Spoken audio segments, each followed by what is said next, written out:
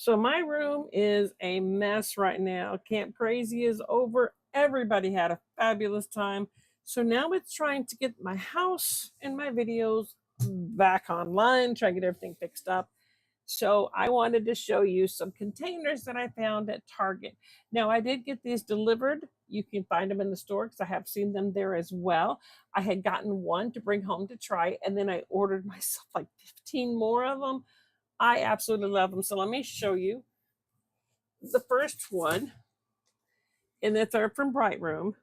And the sizes are fabulous. Let me show you. What did I do with my size? There they are.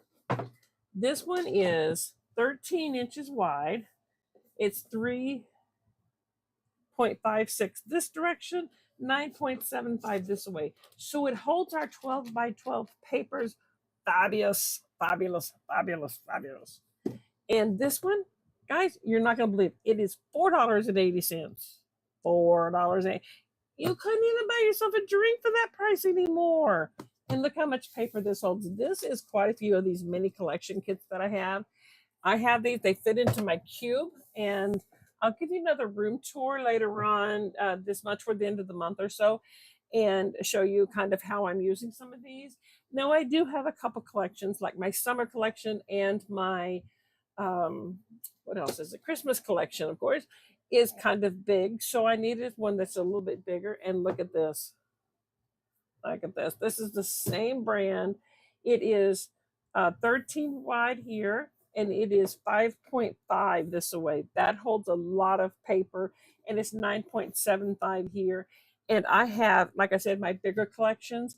I also have a couple collections like my heritage folders and stuff that I have my paper, my some stickers, that kind of thing, all in here.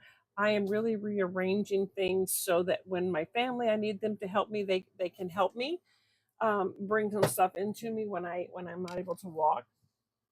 Now, oh, the other one, the bigger one was $6.40, and I will leave those listed down below for you.